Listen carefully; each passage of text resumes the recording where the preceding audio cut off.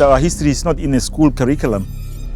That's why I decided, no, let me start a Swakopmund museum, which is talking the truth of what really happened here in Swakopmund.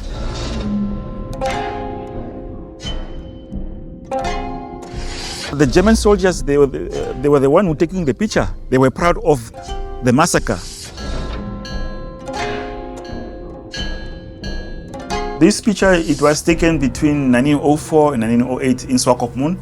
You can see the sand dunes in the background. And the prisoners of war are in chain, having chains around their neck, and they are burying their colleagues. You can even see the shovels there. And this one is our heroes, they are in chains. There's a lot of photographs, that is evidence that shows that they committed a genocide. And those photographs was not taken by our ancestors, it's the German soldiers themselves.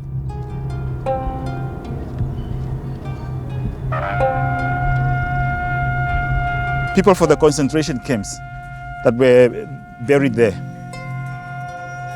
are always taking care of these graves 4 times per year. And then we are taking the shovels and rakes and restore the grave, because sometimes also the wind is blowing those graves.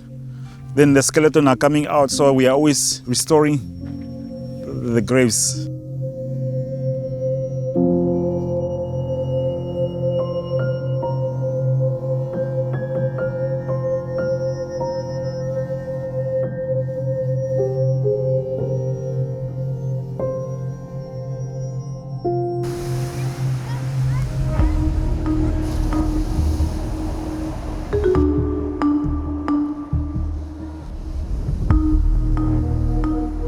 The concentration camp was behind the lighthouse.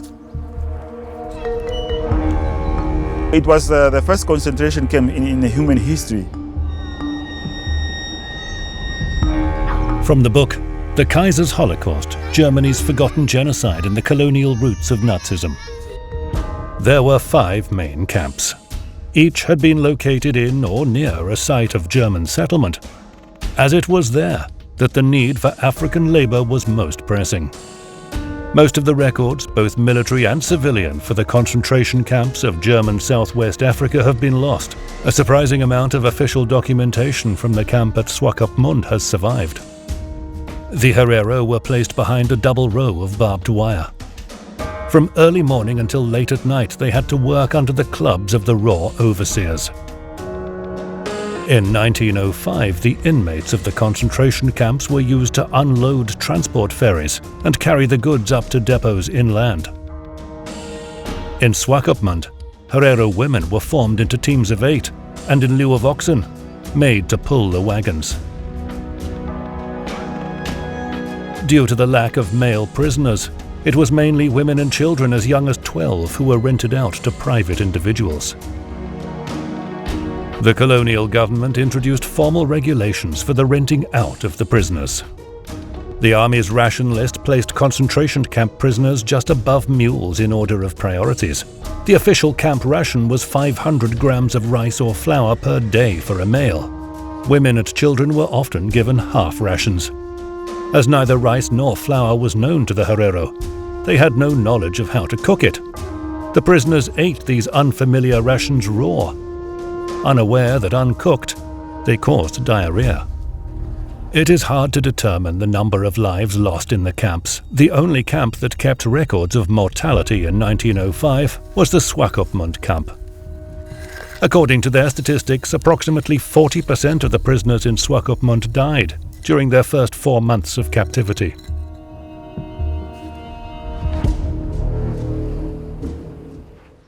Hallo, guten Morgen oder guten Tag.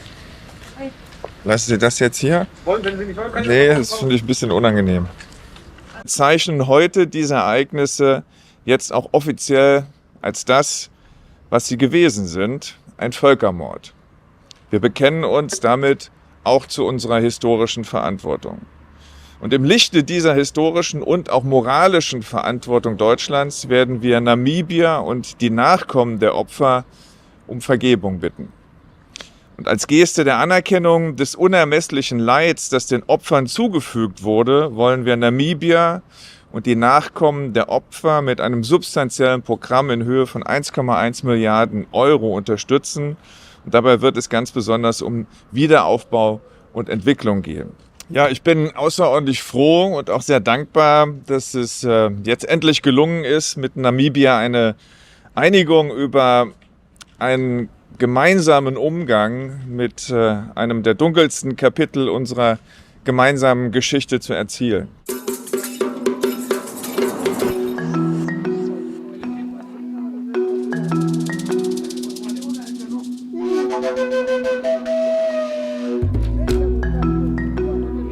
They are refusing to pay us.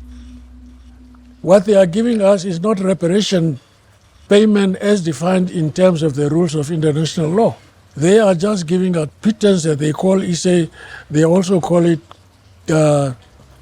development fund for projects like schools and roads, bridges and blah, blah, blah, blah. They cannot qualify the definition of reparation. Reparation is punishment payment for the crime that you have committed. It's not a gift. They're talking about infrastructure development. Infrastructure development is the responsibility of the Namibian state. We reject it because, one, the German government does not acknowledge genocide. It says genocide from today's perspective. That is not acknowledgement. Germany must fully acknowledge genocide. Germany must give a sincere apology, and Germany must pay reparations. It must compensate. They must restitute. In that package and the agreement, there's no way the reparation is not mentioned. The descendants of the victims, felt a little bit insulted. And then, of course, the amount. There is already a precedent that the money that were paid to the Jews, the victims of the Holocaust, when you compare to that amount that the German offered, is completely way different in terms of the substance of that package. The second aspect is that the process of negotiation between the two governments did not include the victims group, the descendant of the victims group. As a result, that what we have seen, that when the agreement was reached, it generated more divisions and more anger and more questions and all those kind of things. They have been very tricky in terms of the language used. They never even once use the word reparation in the joint declaration, and that is quite deliberate. I think it will open a Pandora's box. And you would also realize that a good number of countries in the West have not been supportive of what has been happening here. They also have got bones in their own closet. So the moment they, for example, support the Herero-Nama case against the Germans, the next thing it will be them who would then also have to pay.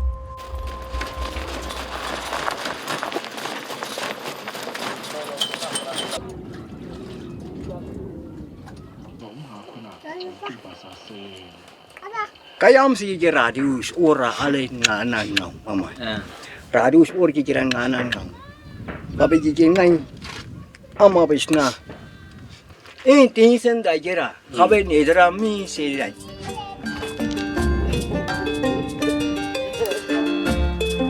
The late 19th century saw a campaign to colonize the region, which would later come to be known as German Southwest Africa.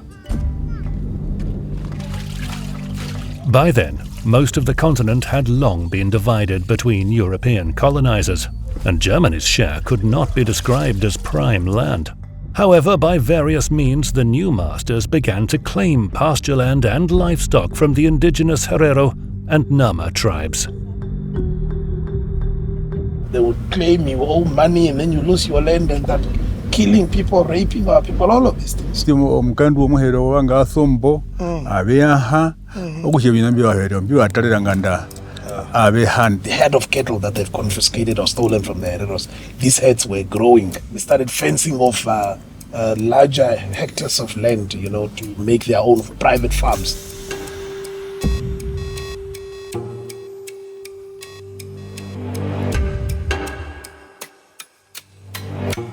In 1904, the Herero people launch an uprising. They are later joined by the Nama tribe.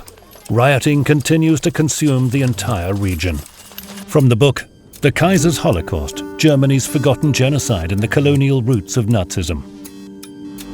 By 1904, the Herero people had endured several years of abuse and provocation, and events in Okahanja were the spark that set all of Hereroland ablaze. Brandishing clubs, knives and guns, the Herero attacked German farms. Settlers were killed in their beds, on occasion by their own Herero servants. Colonial troops surrounded the rebels and mowed them down. From Major Stulman's diary, who fought in Waterberg, we had been explicitly told beforehand that what we were dealing with was the extermination of the whole tribe. Nothing living was to be spared.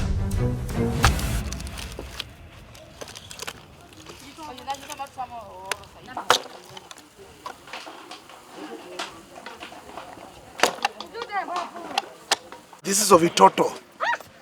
Where the genocide was started in 1904 on 12 January, when the war started in Okahanja, through this gentleman's place, Okamboro, where he'd been born, staying. From there, started through up in Okanjira. Herero survivors were pushed into the desert, where hunger and thirst finished off anyone that the soldiers couldn't reach. At that point, the Germans didn't realize that they were treating their potential labor source unwisely. It was then that the concentration camps appeared.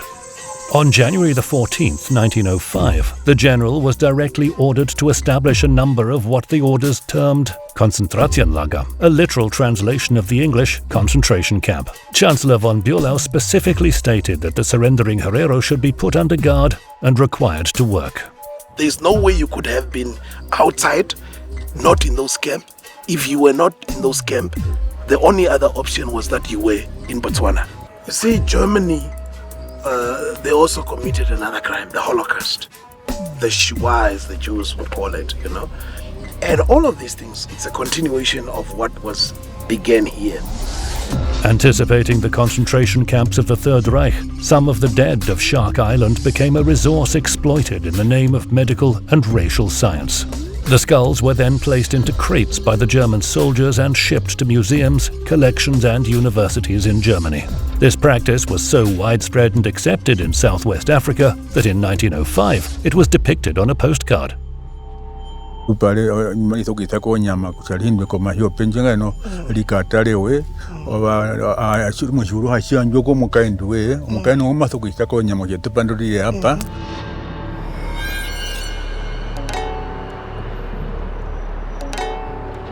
This was the biggest concentration camp, the one of Windhoek.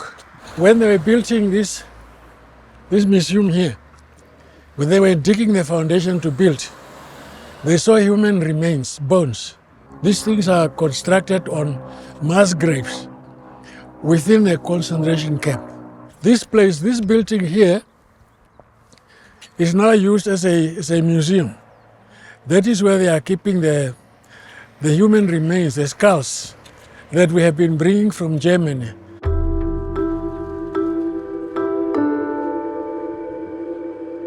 According to a UN report from 1985, the German troops wiped out 3/4 of the Herero people and about 1/3 of the Nama.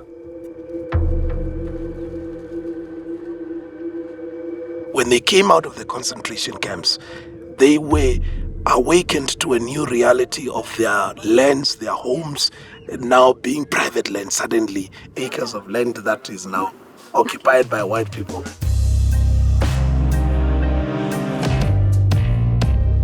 Reflecting from today's perspective, these people did this because of land. They realized there is a lot of land, there are cattle, finding the new living space for the German Aryan nation.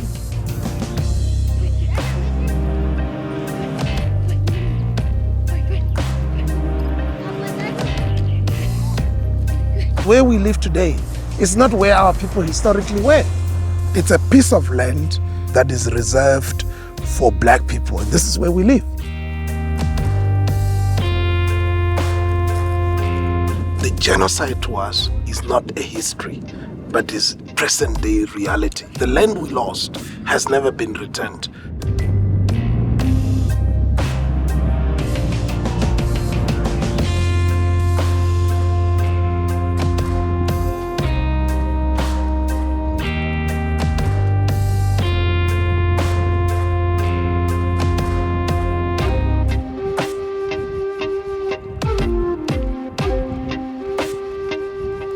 People, once they came out of the concentration camps, were put into native reserves to make space, to make Lebensraum for German settlers whose descendants are still living on that same land. And the people who were dispossessed continue to live in the native reserves in which the Germans put them and which were, further strengthened and institutionalized by the apartheid.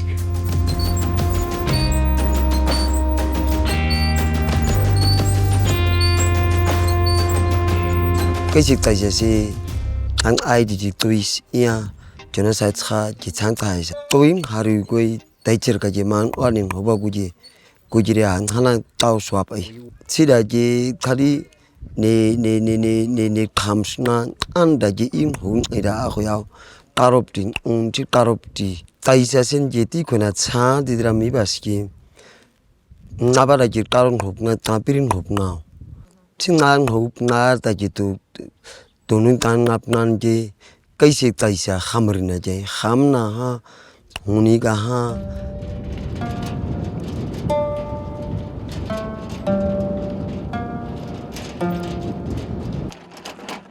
ian ki asida di kai kuna an ha ip ngapan di kai kuna wa khu ko dai ki ngap ki a kau tom kha ba an was khau ko sesta khar kuri kunga lat sesta ida ki akhan sesta khuri da ki a ne khabe ki a upo an naman kari kaura naman aruman kaman ni ti ki ami ne khaba to is ngara ki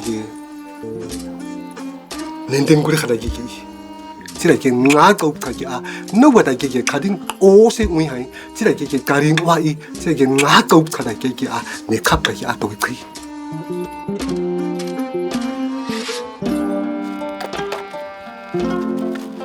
Europe a tai khabe iki kore au in adida mire kai na chu a rasida di group khmi amper idma group ki ne batski umdran di komai sim khachi ani ba karin wa komai na chinra khachin karis ka uchinira wa komaron khatuning kari ngaske coach ka si khuna o stamon khaske kain ba huda ki ya u chinni u ba ai ha abonu na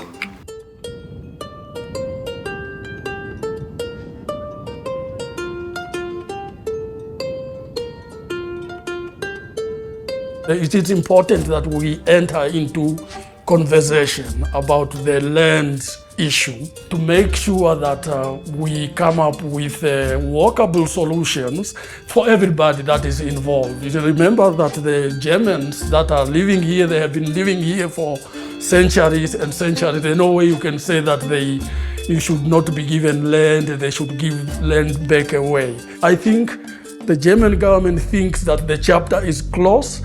They have agreed on the development package that they are going to give. They have apologized and that they acknowledge that genocide took, and they think that the chapter is closed.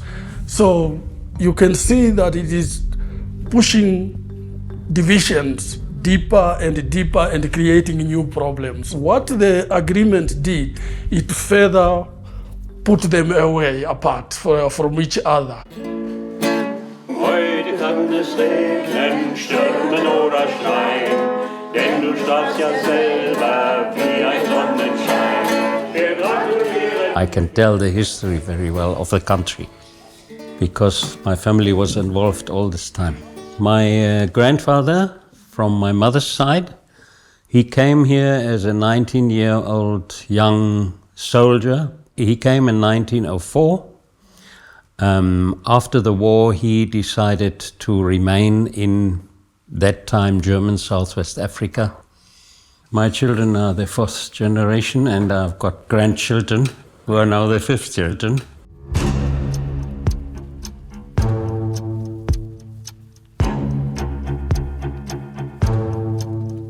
You know, the interesting thing is, after the First World War, of course, the German rule was over. The South Africans then took over. They continued with exactly the same policies. They did not, their local population, especially the Nama and the Herero, there was even stricter rules keeping them in their reserves. They were not allowed own land or own animals, nothing. And that remained right through to independence in 1990. We, as young whites, during apartheid time, we were kept, you know, we had our own schools, everything was apart, separate.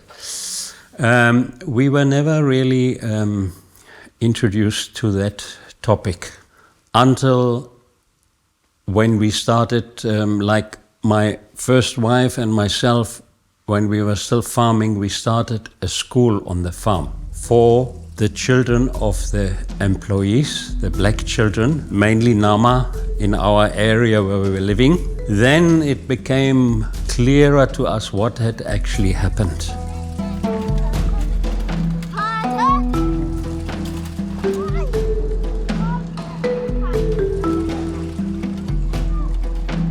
There had never been closure about the trauma that they experienced, especially while that status, sort of lower class citizen, never changed until independence. Only when in 2004, when the 100-year centenary of the colonial war came up, people, of course, thought about the history. Many people, of course, I must say that also, they sort of shrugged that off. They felt, this is so long ago, it's good to remember, but then forget about it.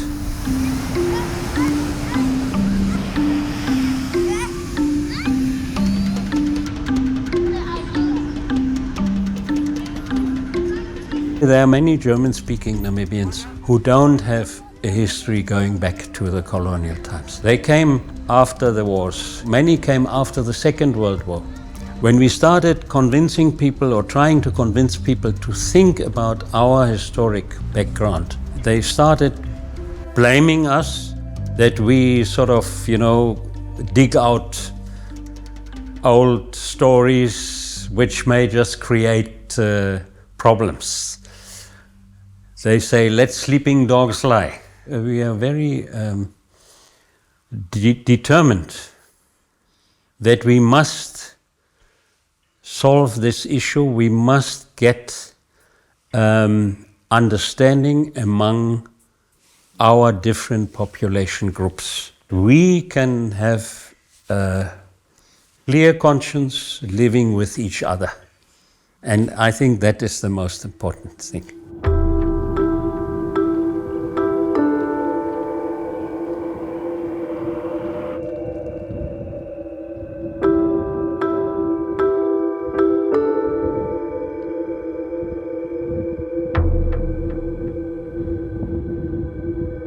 Only in 2006 that the Namibian Parliament unanimously passed a resolution in which they decided that they now need to approach the German government for an acknowledgement, for an apology, and for reparations. From 2006 until about 2015, the German government resisted. They resisted, but it was due to the pressure that was put by the Nama and Herero people through their leaders, that Germany finally said, okay, let's talk about it. I think this is a very bold decision by the German government to even start negotiations, you know. The joint declaration actually appeared to be really a breakthrough. The Herero and Nama people in a large number did not agree with the joint declaration. Their main argument is that they were not involved in the negotiations.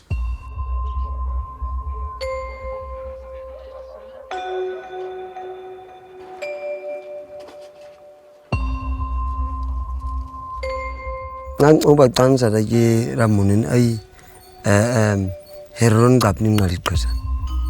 Sini heron ang ngabe organisation ting commission ni ding oba kong wasa.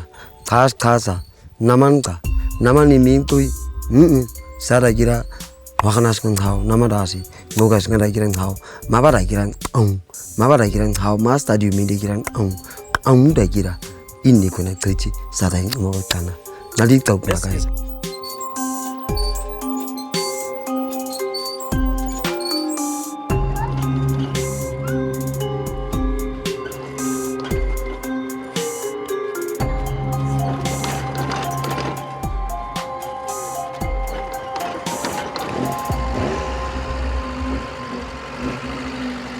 The negotiation we are talking about, but it has not yet started as far as the Hereros and the Namas.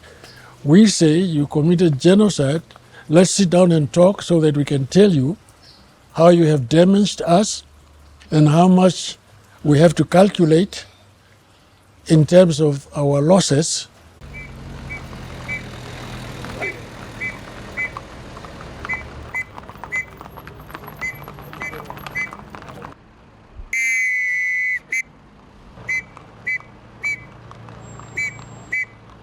The German government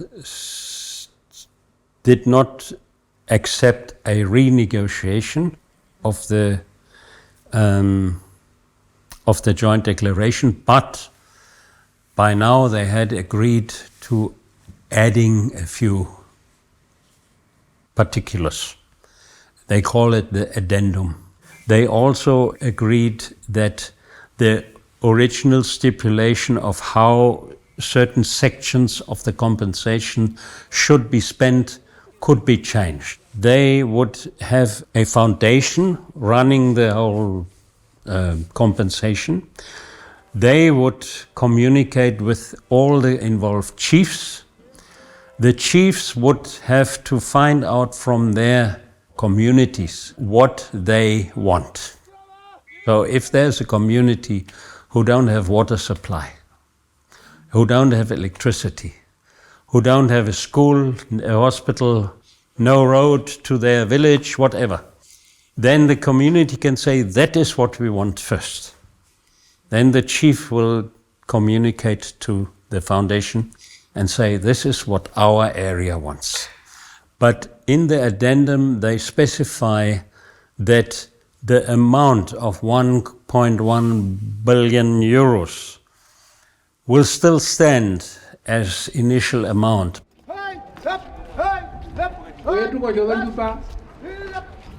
Eto shomuho kombat butfat ete muno mimehindi muno wandoishi ndio ndimba kamburo mahiwa banene vetu posiete katuna ngore nao tumuna kokushabi obinambia shitiro banene bao posia ngatu hangane tulilo mundu umwe posia ngatu futathane ngatu batirathane okudambo kienda ku mulungu okuhepa.